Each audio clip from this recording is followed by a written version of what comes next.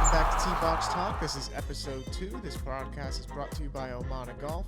My name is Andrew, and today I'm joined by... Josh. Josh. We're still working out the kinks here. I was worried about Josh and... Josh. Two Joshes. Okay. No, my co-hosts today are Josh and Will, as always. And today on the podcast, we're going to be doing some golf news, as long as some segments. We're going to be doing some What Are We Watching, Show and Tell, the Podium of Golf Accessories, and we're going to close out with some behind the scenes at OMADA Golf. Let's get right into it, boys. We're going to start with some golf news. Masters recap. Masters about a week and a half ago. Your winner, Scotty Scheffler.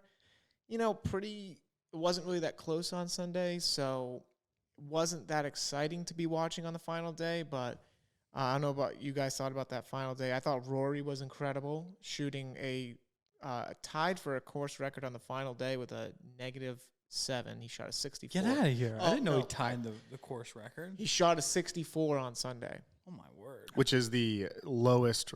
Yeah, he tied for the lowest final round ever in Masters history. I think the only person to shoot lower than him, I don't remember if it's Gary Player or Greg Norman, it was a 63, but it wasn't a final round. Yes, exactly. So I thought that was pretty cool, and it slung him into sole possession of second place. But your winner, Scotty Scheffler, what do we think about the 4-putt, boys? That was pretty funny. I mean, that to me was when I was able to watch that, and because I got to be honest, I was kind of feeling, I don't know about you guys, but when he came up, I don't know, that walk in, just the nerves are totally different.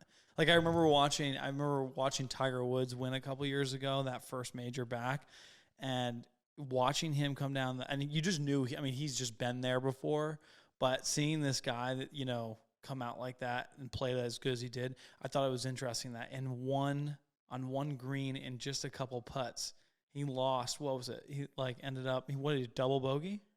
So I think, he double bogeyed the last hole, which was his only bogey of the day, I believe, on Sunday. Seriously? Yeah. If that was me walking up the fairway to win them, he could have got a 6 putted. You would see my hand shaking from the helicopter or the blimp shot over. Yeah, dude. There's no way I would, I can't imagine the personal pressure he's under. Just walking up that fairway alone and having a crowd of people following you. Not to mention, one thing that really, for whatever reason during this tournament, dawned on me was every time someone missed a putt, you just know you're thinking about the values and whatnot. If he goes too far back, or if anybody for that matter, doesn't hit a certain putt or something, it could be a $500,000 putt. Yeah, exactly. And speaking of values, not the player values, but I know a handful of people that lost anywhere between hundreds and thousands of dollars. Well, not lost, but could have attained those through betting if he did not 4-putt. Yeah, so Vegas had a prop bet before the Masters even started, which was what would the over-under be for the winning score. They set the line at 277.5. So 277 under, 278 over. That 4-putt, missing that little 2-footer, caused the final score of the winning score to be 278. The over covers. The under was a lot. No way. He's on the green that close. It's going under. Anybody who bet the under is going to win. They're going to win. Wow. And he 4-putts, and it goes over. That's insane. And it's so funny because, my buddy, shout out Chandler, who unfortunately got second place or third place in his pool, he ended up joking around and saying he was going to DM Scotty Scheffler. He ended up DMing Scotty Scheffler, but I turn around the next day on Instagram and I see that Zyre Golf had posted screenshots from other people doing it, and I'm like, all right, so a lot of people are on the same page here with that 4-putt. Oh yeah, he cost a lot of people some money. That's actually hilarious. Scotty Scheffler, he's a good champion. It's crazy that he's only 24, 25 years old. The man looks like he's 40 years old. He does look easily high 30s, low 40s. Yeah, it's crazy. He was born in 97. I was like, what the hell? Wait, oh my God, that just clicked with me. Yeah, he's 25. the same age as he's literally, that was my year. I was born that year too. 97 he was born? He was born 1996. He's 25. June 21st, 1996. He's only 25. Looks like he's 40 though. But hey, he's a Masters champion, so I just think it's crazy how just that one little moment, just one green. He did that for 4 days straight, kept the momentum, but one green would determine a -2 off the pace. You know what I mean? that one little sort of edge. It's just crazy how fast the scores can change, and how to keep steady the whole way through at 4 different days is just like a true task. Yeah, I know. No, go ahead, I'm Andrew. sorry about that. I know, Will, you were really excited about that Rory chip-in. You were telling me that was really cool. I mean, like the whole last day, because I only really watched the Masters on, let's say, Thursday, Friday, and then I played golf Saturday, so Sunday. And I was home watching. I actually built an entire Lego set while watching the Masters on Sunday this year. Awesome. But I was watching Rory like a hawk. And if I was on the edge of my seat building these Legos, and the minute that Rory and them got up to the 18th, I'm standing by the TV. I'm sure my girlfriend loved it. But I'm standing there cheering in front of the TV, not only to watch Rory do it, but then have Morikawa come in and do it just right, like easy, no problem. He did it right after, right? Right after. Back-to-back shots. It was so cool. Yeah, like the odds of that happening too are just insane. You know what I mean? couldn't even believe it. That's the thing about golf is I feel like they're just like it's such like a weird odds game. Like the fact that you're saying it was so close in the over, and you're talking. We looked at that last day out of nowhere. They just do what they did. It's just like if you played that round over 150 times, like I feel like you wouldn't get that result. You know? No, that's the beauty of golf. And another thing from the Masters, something that like I love Tiger Woods, right? What he's doing is incredible. The man almost lost his legs last year. In the car accident, and now he's playing in the Masters. What I thought was crazy, the fact that he was like 10 over and the TV was just still following him.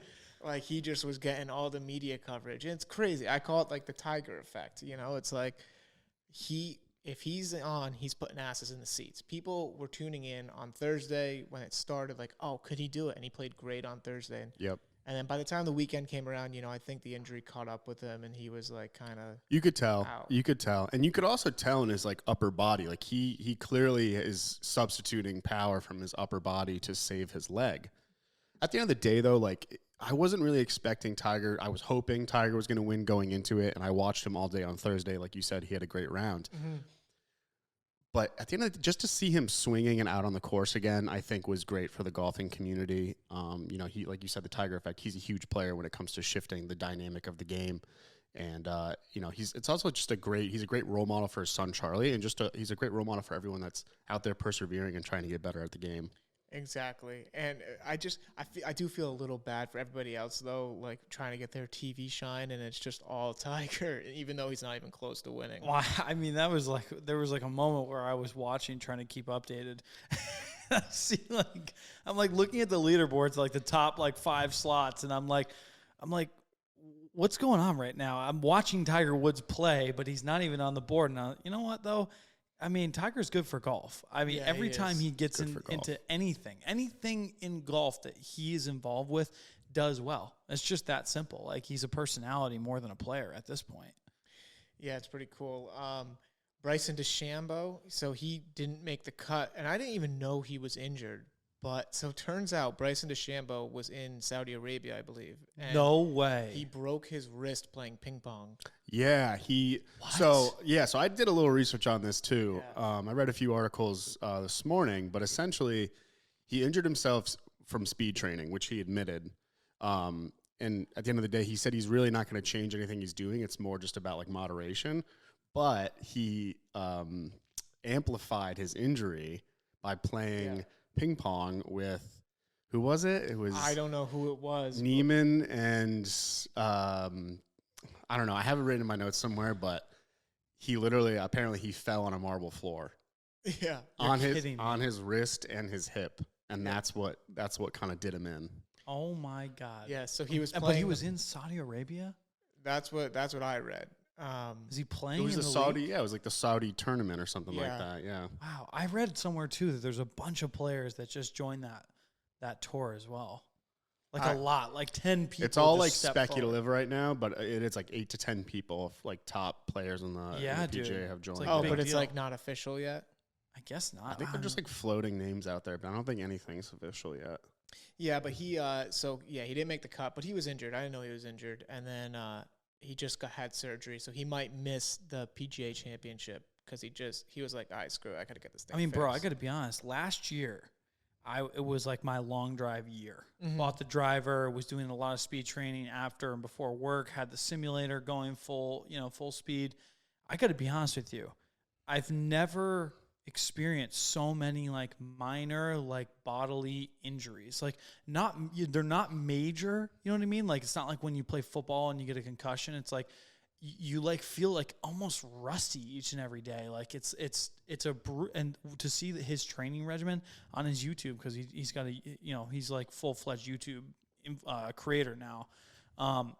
He's going like just to warm up, he's doing 100 of his, like he's swinging 100 times in a row at his hardest, like multiple times a day, just to like warm up for the actual, like, I'm going to try to hit this as far as I can. It's bizarre. Yeah. I mean, the amount of stress that you put on your body doing that over a sustained period of time is not going to end well. Like, it's just not. Like, it's like going out and running a marathon every day. That being said, I hope he continues to do it, because he is right now, I don't know. We're watching a modern day Happy Gilmore every time. I watched him at the tournament last year. What was it? The umbrella one? Travelers. The Travelers. I don't know why I was forgetting that. But I watched him at the Travelers, like in person. And dude, I mean, when he went over the lake, that thing was sick. I was actually there for that. And I got to be honest with you. Oh, that's right. You did go to that. Was this Cromwell, TPC Highlands? It was in Connecticut. Yeah, Cromwell. Yeah, that's it. But oh my God, dude, when he hits the ball in person, it's unlike anything you've ever seen. Like, and I'm sure the long drivers out there in the world, like Berkshire and all them, like, it'd be similar, but man, he's like so much fun to watch in person. Yeah, so best wishes to Deshambo. He should be back soon. He's one of those like mad scientist guys. He's probably got all these crazy like things that he's going to do to heal faster. So he'll be okay. And then final piece of golf news here. Just broke about an hour ago. The match is coming back. This time, it's Tom Brady and Aaron Rodgers teaming up against Josh Allen and Patrick Mahomes.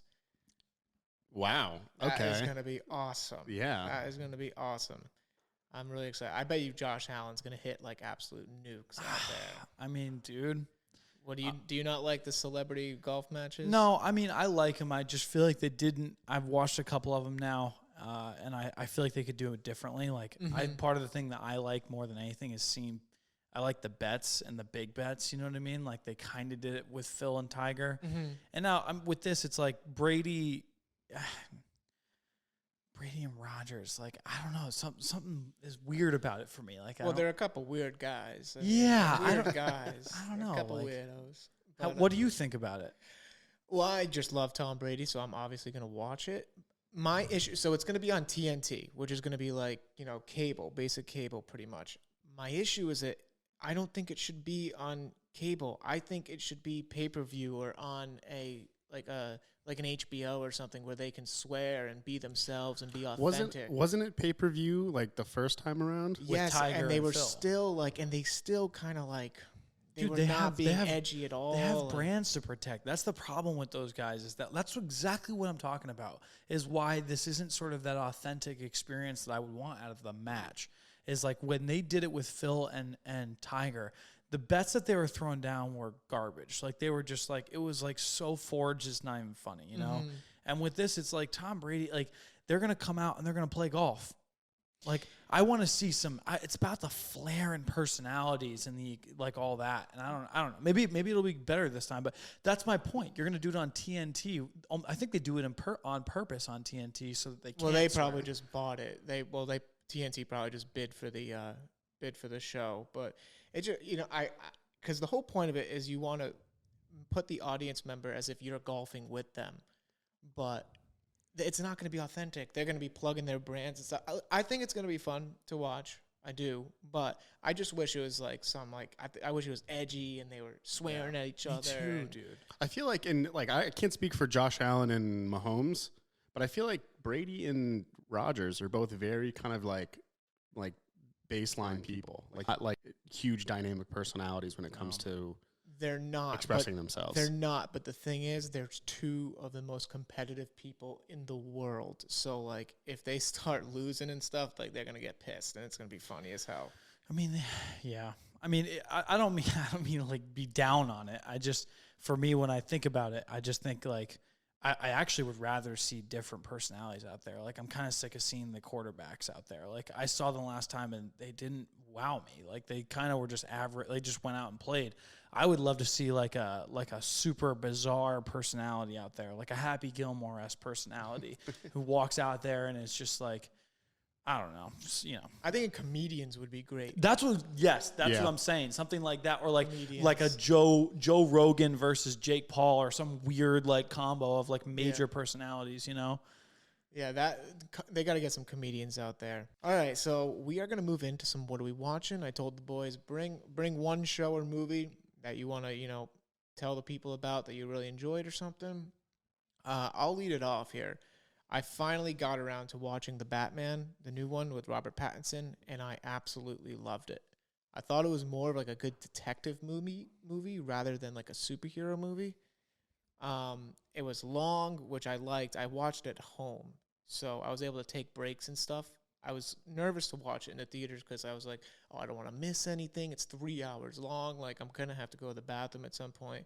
So watching it at home, although I missed out on the theater experience, it was pretty cool to be able to like pause and, you know, soak it all in and enjoy the movie. Josh, I know you liked The Batman as well. You saw it?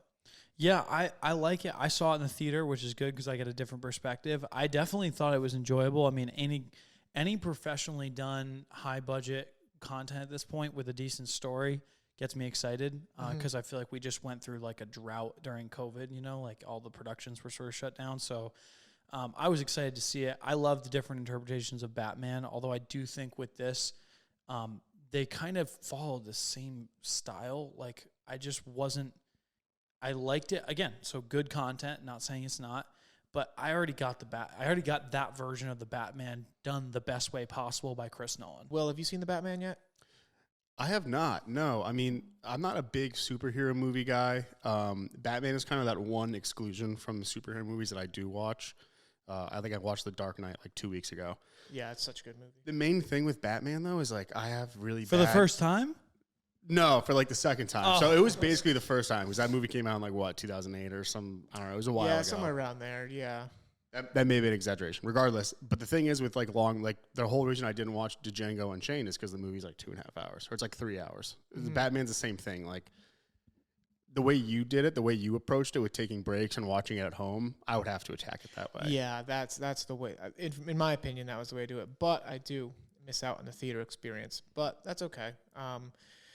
All right, Will, you've been excited to tell us about your what are we watching this week, so take the floor. Yeah, so I think it literally was added on Netflix yesterday or the day before, but it's called Choose or Die. And it's an hour and a half. It's a Netflix movie, but it was number one yesterday on movies for Netflix. So obviously I got home from Easter, I watched it. Well, I haven't finished it yet. My girlfriend wasn't too hot on it, so we ended up turning it off, but it's a really cool movie, and I don't want to like spoil anything for you, also because I haven't finished it yet. But it's essentially this movie where these two college students find this weird PC game from the 80s, and this game, once you start it, it basically takes over your reality. So it makes you make all these very difficult decisions that basically end in death, choose or die. And like I said, I really want to dive deeper into some of it. But I think if you just go and watch it, you'll be drawn. You like won't be able to step away from the TV. Okay, I saw this on the Netflix top 10 yesterday, and I was about to watch it, but it was too late at night, and I thought it was going to be really scary, so I was like, I'm not doing this right now. Is it a horror slash? Oh yeah, and it's a pretty fucked up movie. Like, it's like it was kind of grotesque, at least because I watched basically like the game has levels, and the whole point of this game is that there's like an unclaimed $100,000 prize that no one claimed from the 80s when this game came out. So these two college kids, these broke college kids, find it, and they're like, wow, we can get this $100,000 prize. But what they don't realize is that the game, again, it takes over your literal reality. So every choice you make once you start playing the game is based on the situation that you're in at that moment. So like there's the first level, she's at a diner. The second level, she's at work. And you can't run from the game. Like the minute you start it, it will just pop up somewhere on a computer, and you have to play it. Is it dark? Or is it horror? Like, is there demon shit in it? No, it's just dark. Okay, so it's more like real life darkness versus like supernatural. It's basically like, and again, like I don't want to give anything away, but it's like like one of the levels is like the second level. She's basically put in a situation where she could potentially kill her mother. Oh, jeez Louise. Oh my God, dude. If she doesn't play properly. And it's all timed. So like, again, it's like, I don't want to ruin it. I'm going to watch it. I'm going to watch it. That's the whole point of this. We're supposed to, give each other some stuff to watch. And so that interests me. I like those like sadistic movies, but I like I said, I was going to watch it last night. I saw it and I was like, this looks interesting, but it was too late for me. I was like, I'm going to have nightmares if I watch it right now. I would not watch it at night. Okay. Oh, yeah. It's bad. Yeah. I might hammer it out as soon as I'm going to level with you. I don't really do horror movies, so this was going to have to be a you and Colucci thing. All right. So, Will, choose or die. That was Choose your or what are we die. watching. I'm going to watch it tonight. I promise. And we'll talk about it tomorrow. Report back. Yes. All right, Josh, hit us with yours. All right. So, a lot of good stuff coming out. Actually, not as much as I'd want. I think Netflix has really dropped off. I'm kind of starting to get a little PO'd with Netflix. Feel like There's so much competition now. I think that's the issue. I don't know what it is, but I feel like they came out with The Witcher this year, and that's about it. Like as far as so like good, heavy, I mean, it was fantastic. But yeah, so this is going to be my follow up. I mean, I'm gonna try to do this try to give you just one, right? So my follow up to the last episode that we did was Severance, being my number one pick. And I'm just going to let you know right now that it's officially finished, the first season. Yep. Mind blowing. I have to watch it. I can't believe This I haven't seen it show yet. has literally like eviscerated the stratosphere of potential and kinetic energy in film, and it is literally, and it's directed by Ben Stiller. I don't know if I mentioned that last time, and I don't even know if he's a director normally. Like, I haven't really. I picture Meet the Fockers when I picture Ben Stiller. Yeah, exactly. Zoolander. But oh my God, dude, this last episode, I can't even stress it, man. Like, and for anybody that ever sees this or hears it, please do yourself a favor, and all your friends and family and your Grandma Sue and Grandpa Joe, get out and watch Severance. I'm promoting specifically Apple TV because that's what it's on, and you're going to have to sign up for that if you want to watch it. I think there's a month subscription free maybe. But, man, this is it's literally a revolutionary show. Like, I can't even explain it. That's why you kind of just got to watch it. I'm definitely going to check it out now it's all out. Will, you're watching that too, right? Yeah, so this is actually great follow-up because Josh suggested. So for all our listeners that listened to episode 1 or watched episode 1, this was Josh's number 1 recommendation. And I actually went home. I posed a question that, is it worth $4.99 just to get Apple TV to watch this show? Yep. And the answer is 100% fucking yes, because I watched it, and I don't even think I need to go out on a limb when I say this, but it is the best show that I have ever seen. Really? Best show that I've ever seen. Wow. Between the acting, the cinematography, the sets, I mean, everything, it works. Everything just works together, and at the end of the day, it's just like this. It's hard to put into words if you haven't seen it yet, but like the best thing I can say, and I've literally been telling everyone, like over the weekend I saw my girlfriend's family, my family, I'm like, yo, you got to watch this show now before more people tell you about it, and then you get annoyed. And then it's going to be like Game of Thrones, and people are asking you 24/7 if you saw the episode. I mean, you kind of like that. You have like that little dark desire of film, and that this one has it. Like, this is not a lighthearted thing. It's pretty heavy, but weirdly enough, it didn't grab me. I wasn't like, there's some things you watch and you're anxious and you're kind of like, it's not as fun. But for this, I was so immersed, dude. I remember because I watched the finale, I think, last weekend. Yep. Oh my God, dude. Like, I felt like I was in the show. I felt like I was right there in the room, and the pressures became my pressures. But it wasn't in a way that stressed me out. It was in a way I was just engaged. And it started slow. The first couple episodes of Severance took me a little bit to get through. I would agree. The first episode is, hopefully it doesn't deter many people. Like, if you watch it, you might think it moves a bit slow, but by the end of the season, you're everything. You're like Josh said, like as the show is going on, you're piecing things together and you're thinking throughout the entire show. like why they did this, why they did that. Oh, I'm excited. I'm a big binge watcher, so I'm excited to just absolutely binge the shit. It's gonna suck though, because it might be another 2 years before something else comes out. They did confirm a second season. And it got accepted. Without spoiling, did they set up for a second season? Like, they leave you on a cliffhanger so large and so big, you like your head wants to explode. Like, yeah, if they didn't come out with a second season, it would make no sense to me why they ended the way they did. Okay. I mean, it's like literally the number one TV show out right now. So I don't really think that was ever a question. You know, like it's go for season 2. Okay, all right. I'm definitely gonna check it out, and that is going to wrap up this week's segment of What Are We Watching? And we are going to move into some show and tell. Again, task the boys. Bring in something you're interested in right now. What's tickling your fancy over there? And so I'll start it off here. I have another video game this week. It is Lego Star Wars: The Skywalker Saga. I was so excited when this game was announced. It is just a reinterpretation of Lego Star Wars. The game's made for kids, but like I love it. And like it's doing really well right now. When I was younger, I played a lot of Lego Star Wars video games, and so this is like imagine it just like on another level, and it's freaking awesome. Yeah, I mean, Legos are for all ages, and that means Lego movies are for all ages too. What Lego did you build when you were watching? I built my girlfriend got me it's a Porsche F1 car. Oh wow. Very difficult. It took me about 4.5 hours, but I just have very large hands, and Lego pieces are very measly. And like by the end of it, like I couldn't feel the tips of my fingers. So just like cramming pieces of plastic together. I'm all in on Mando Legos. My brother and I have been collecting them since The Mandalorian. Everything Mandalorian right now we're buying. Anytime they come out with something Mandalorian, we buy. It's tough because Legos are expensive. I didn't realize I was gonna get into Lego building, and I didn't realize how freaking expensive it was.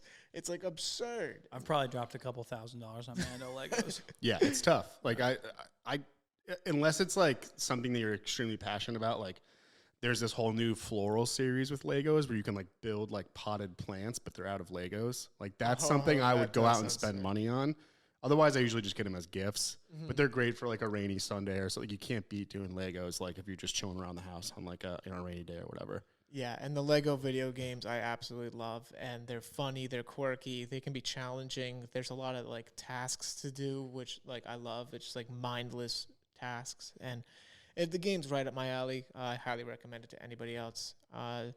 Josh, why don't you go with your show and tell? All right, Clucci, you're gonna be maybe a little bit upset with me on this one. Of course I am. Here we go. So you said not to do you said not to do film.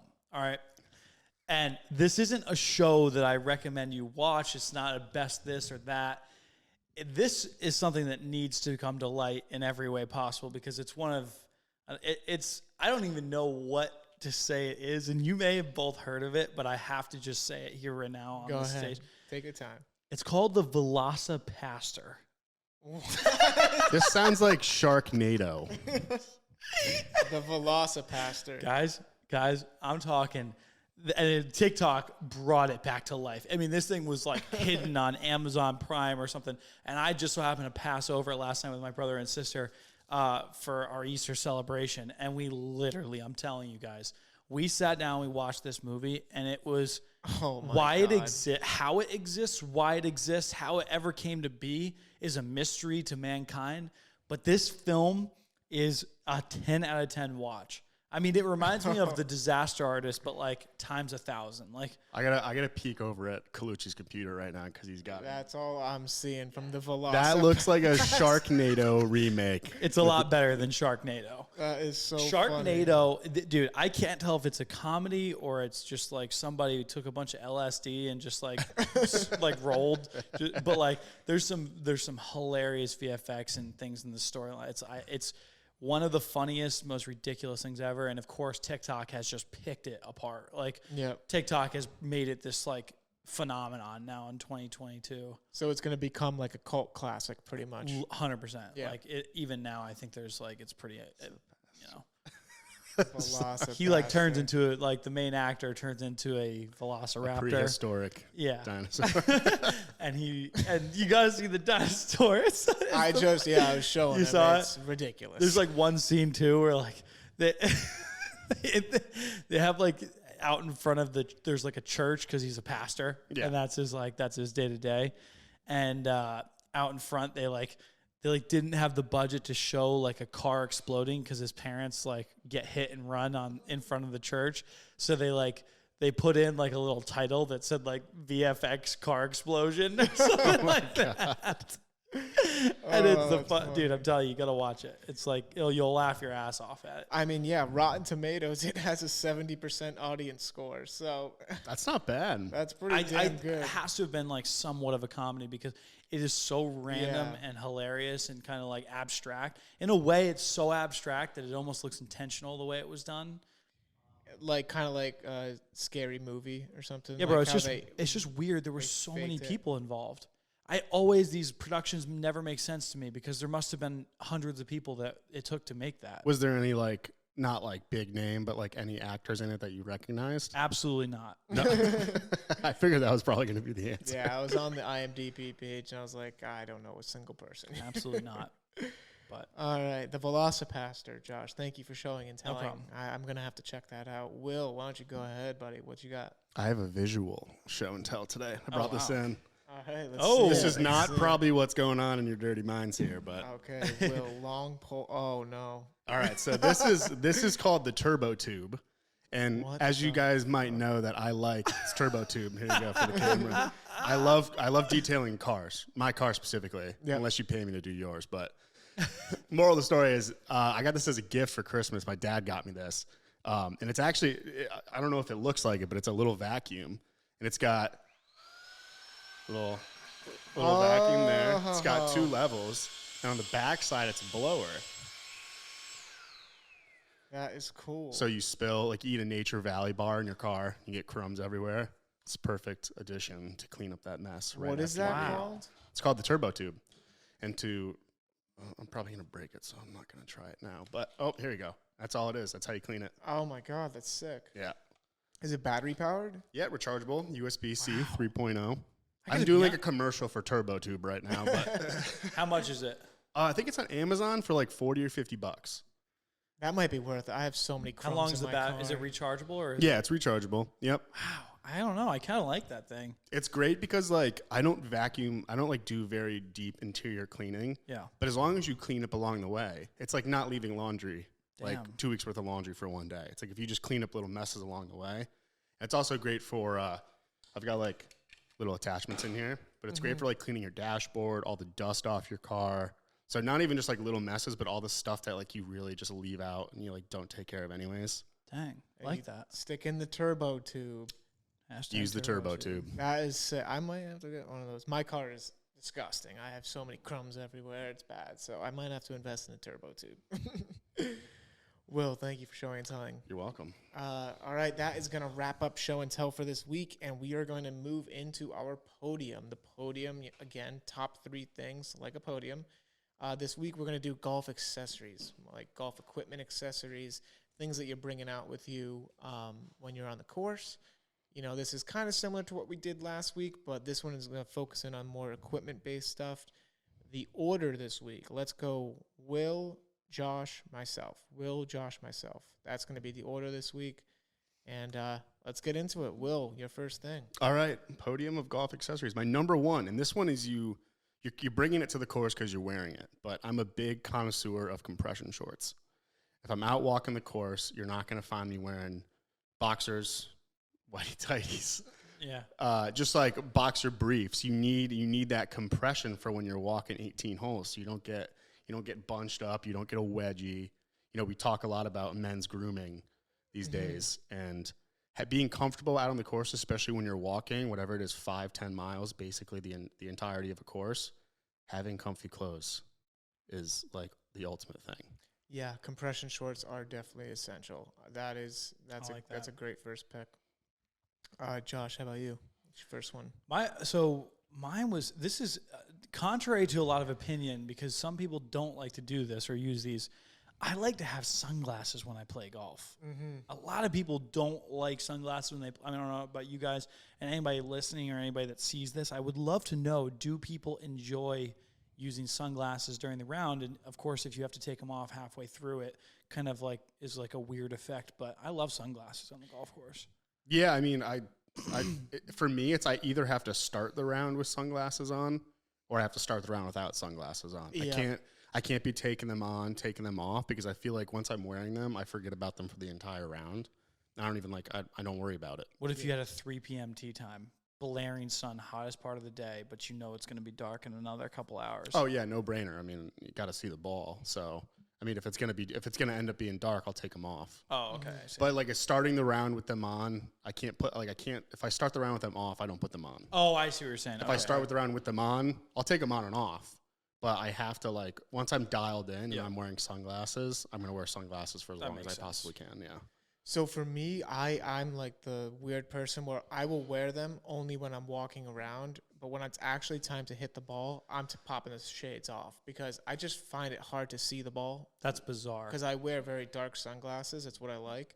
And I just think it's weird, like, to hit the ball like that. And then Right, but you're taking them off and putting them on each time. Oh yeah. Really? Big Your time. eyes you don't have the adjustment where your eyes get weird and you're like, Are they polarized? Yeah, it's not that big of a deal. I just get used to it. As I'm walking up to the tee box or approaching my shot, that's when I'll pop them off to get my eyes adjusted again.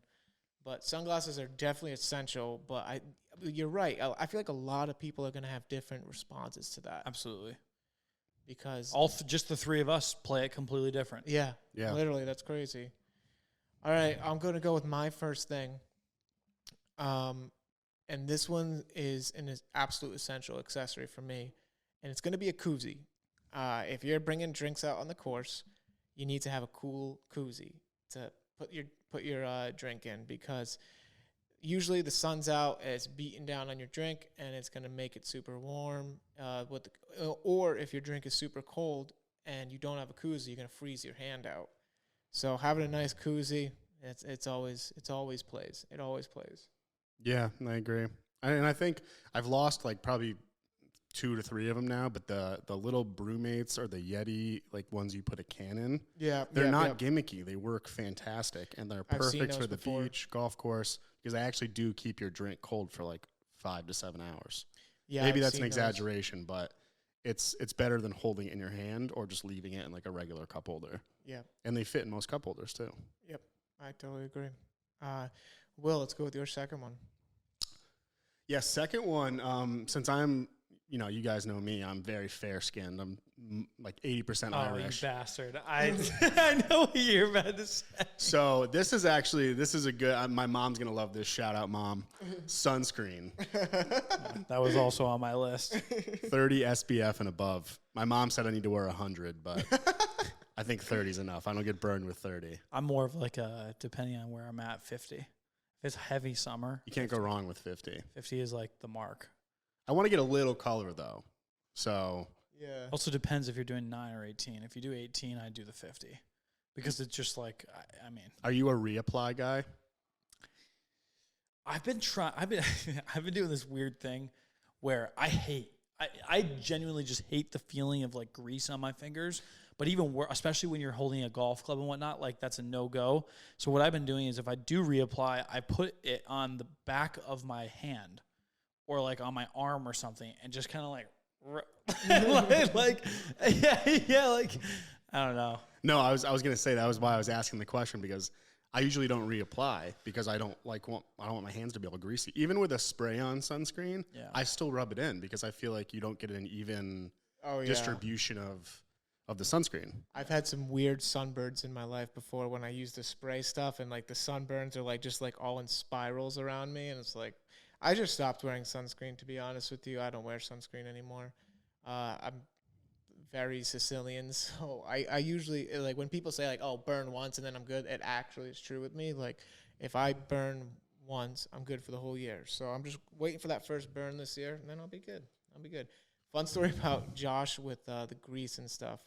So I grew up with Josh, and when we were younger kids, we used to go dirt biking and quadding and stuff, and we would get full of mud, and we would be disgusting, right? and we would come upstairs to eat, and we were all full of mud. But that didn't bother him. What bothered him was the French fries. He wouldn't touch the fries with his hands because he didn't want to get greasy.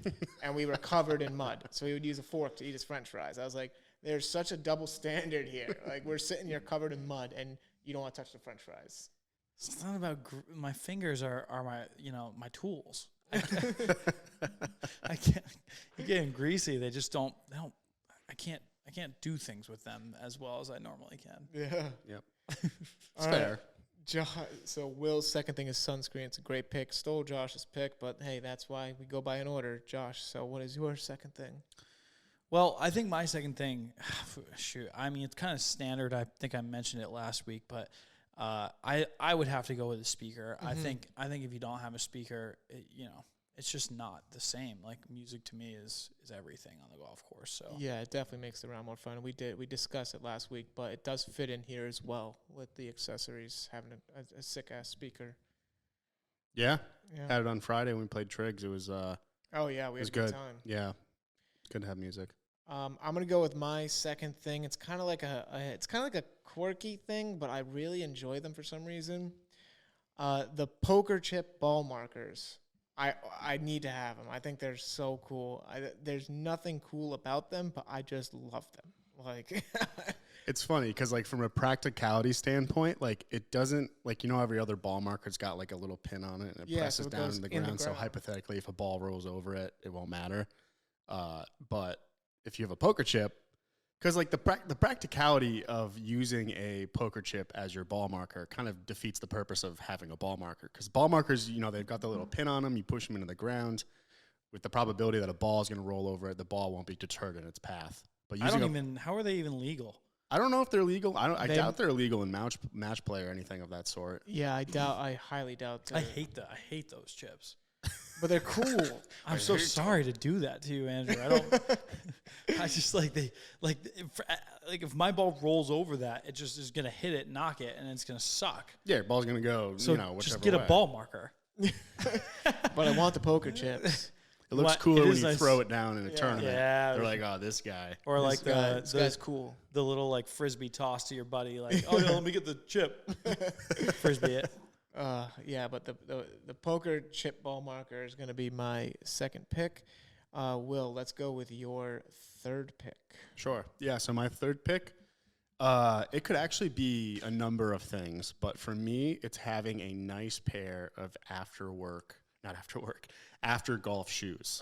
So it's like, for me, it's Crocs. I got a couple pairs of Crocs. I like the light ride. Really? They're very comfortable. Wow. But it's kind of like when I get off the mountain and I take my ski boots off and you put your foot into a normal shoe. It's like, it's this unworldly, like this experience you've never had before. Best feeling It's ever. so relieving.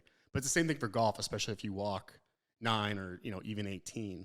Taking off your golf shoes, which aren't the most comfortable things in the world. They're, No. they're certainly more like shoes than they are ski boots for that analogy, for that purpose. But Crocs, for me, it's Crocs. Having a comfy shoe. I mean, that's the first thing I take off when I get to my car is my shoes. Yeah, I totally agree with you there. Especially if you have a long drive home. Yeah. Like, yeah, you got to do it. Got to do it. Josh, let's go with your third thing. So mine was sunscreen, but I'll give a notable mention to a nice ice cold drink. Could be water, could be whatever you want, but in a Yeti. Yeah. I really feel like a Yeti out there is so good because you can be out there for 6 hours and 5 to 6 hours, and it can be just like what saves you throughout the day. Yeah, I keep getting Yetis, and I make the mistake of putting like an alcohol drink in there, and then I don't clean it, and then it just goes. And they're like tainted for, yeah, and it just goes haywire, and it's totally on me for not cleaning it. You could just do water and then kind of throughout the day. I mean, ideally you'd have a cooler for your drinks. Yeah. And then you'd have like or beer, the beer cart or whatever. But Yeah. It is a worthy investment. I mean, Oh, yeah, for sure. insulated water bottle. I bought like an off-brand one. It's funny. The only thing I bought myself for my birthday was a water bottle. But it's the one I've got on my desk now. I've had it for like 2 weeks now, but it's great. Like I will put ice in at night when I go to bed, and I'll come into work and there will still be the same amount of ice. yeah. Yeah, I don't know what happened in the last 5 years, but all these companies started making these insulated water bottles that are just awesome. Like they all work so well. I think Yeti paved the way as far as like focusing on the function.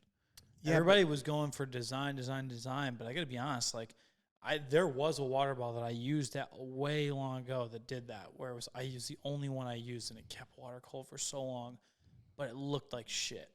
And then they finally, with Yeti, just built like a brick shit house. You can drop those things. You know what I mean? They're insulated. They never, like the ice never goes away. I mean, anybody, if you have passion for Yeti, let us know, because I think Yeti is pretty dope. I think Yeti's like biggest competitor now too is Hydro Flask. I don't know if you guys heard of Hydro Flask. I've never even heard of Hydro Flask. Yeah, it's a pretty big company. Obviously, I don't know what they're doing numbers wise, but I see them in a lot of like outdoorsy stores now. Yeti also is obviously carried in a lot of these same places too, but Hydro Flask kind of went a different way with the design. So again, same internals, same purpose, but the design is a bit more aesthetically pleasing, I guess, rather than just like a block or a brick or Yeti's very rugged. Yeah. I gotta get another one, and I just gotta take better care of it. It's totally my own fault, like I said. But so Josh's third and final thing is going to be a Yeti, or any type of water bottle.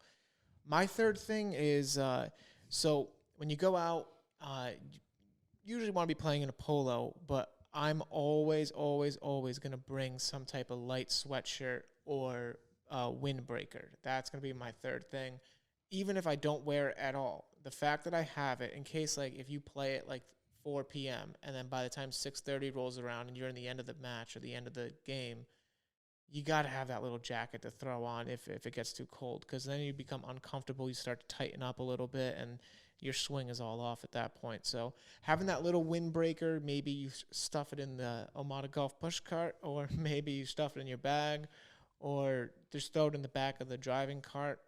Having that windbreaker, I think, is very, very, very essential. I actually keep like I went to Home Depot and I bought these like cargo boxes that I keep in the back of my car. I've got like a big one and a small one. And the small one, I always keep an extra change of clothes, a hoodie, a jacket, anything I might need for any emergency scenario. So being out on the golf course in poor weather is definitely an emergency scenario. But that would be my tip. I always keep like, it's not from like a survivalist. It's not like a survivalist thing, but like, we got caught in the weather at Connecticut National the other weekend, and sure enough, I had to change of clothes in the car. I was able to go in and change in the clubhouse before I get into the car and driving home. That's cool. That is cool. I don't plan anywhere near enough to make that happen, but yeah. So that's gonna wrap up the podium. Just to summarize everything, Will's 3 picks were compression shorts, sunscreen, and Crocs for post the round. My 3 things were a koozie, a poker chip ball marker, and a windbreaker. Josh's 3 things were sunglasses, speaker, and a Yeti water bottle. That is going to conclude the podium, and we are going to roll right into some Behind OMADA and our little outro here. So some behind-the-scenes stuff over here at OMADA Golf. We launched the podcast officially. First episode is available now. This is the second episode. It was a little confusing getting it all together. There's like all these hoops you have to jump through to get them listed on the different websites, but we figured it out, and it was great to figure out because now we know the process, and I was really excited about it. And it looks great too. Yeah. The thumbnail looks fantastic. It's on all the major platforms. It's really exciting to see it up there, and so now we're just going to start cranking them out. And we're all really excited over here for T-Box Talk. And other than that, couple new hires going on. We got our summer intern, Nikki Shanks. Brought him out to the course the other day. He plays on the Bryant golf team over here in Rhode Island. He's awesome. So, Josh, a little something on Nikki Shanks? Yeah, well, Nick, so, it's kind of he's sort of a play on words, He came in to call it an interview. I mean, we really just hung out to see if he would be interested in, being a part of the team for the summer. But, he came in and you guys remember we were playing on the simulator and he just like shredded us. Yeah.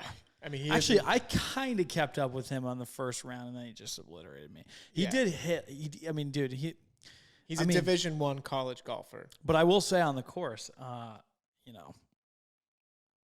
I'm not stepping down. I'm actually excited, probably a little egotistical about trying to play him because I don't want him to.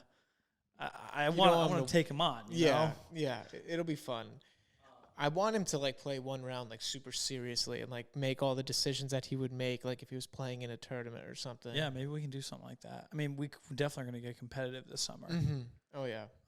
Yeah, so actually some pretty cool behind the scenes. So, obviously Andrew and I had a chance to meet the buyer of Dick's Sporting Goods and kind of give him our pitch for OMADA. This is post having been selling all of our products on, DSG.com and golfersgalaxy.com for about a year now. And I mean, I'm not going to go too much into detail on it, but I do think it was something that was really cool to kind of be meeting with them and to be understanding what their business plan is and what they're going through and whatnot.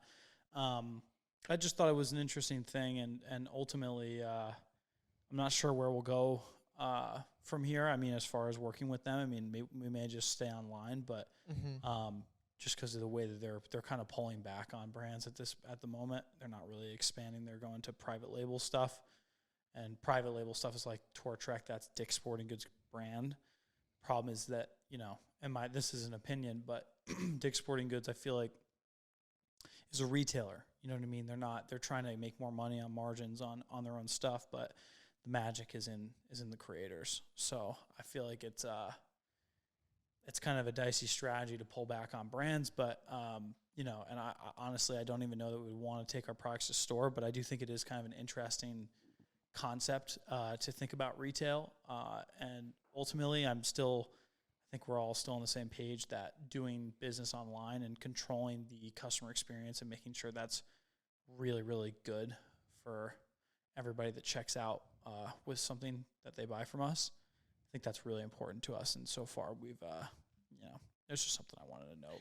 Yeah, it was definitely like one of those like surreal moments when you're sitting there with the golf buyer for Dick's Sporting Goods. It's kind of one of those just like gratifying feelings when you just know like something you're doing something right, and it was cool, and it was very exciting, and it was great, like a learning experience, and all hopes are up for the future. Anything else we want to touch on? Yeah, I mean, before we cut out, I definitely want to mention that we're going to be running our big spring sale, April 20th through the 27th. So you guys can save up to 35% on anything on our website, Tri-Lights included. So keep an eye out for that. It'll be Wednesday to Wednesday. Yep, and we're going to be doing a lot of. If you missed this one, it's okay. We're going to be doing a few spring sales as well as some summer sales. Just keep your eyes on OMADA Golf's Instagram as well as our website. Sign up for our email list, and you won't miss anything if you do that. So it's a lot of cool stuff going on. We're entering the golf season. We're all very excited. Weather's starting to turn up here in New England, and we're going to be getting out on the course more, getting some great content. We all just need the summer to hit right now. It was a pretty long winter. It was cold as hell up here, but we're getting there. We're almost there. And this is officially the conclusion of T-Box Talk, Episode 2. Thank you so much for listening or watching and following along. Again, you can find us on Instagram at TBoxTalkPod. You can also follow us along at OMADA Golf. We're on TikTok. We're going to be posting clips. There's a T-Box Talk TikTok as well, where you're going to be finding some clips as well. Check out the OMADA Golf YouTube page to watch the full video cast. We're going to be trying to do these every other week. We might even do them every week. We don't really know what the schedule is just yet, but we have a lot of fun doing it. We would really appreciate some feedback and some positive reviews. It's the lifeblood of the whole show. So we want to thank everybody for listening and watching and following along, and we'll see you on the next one. Peace.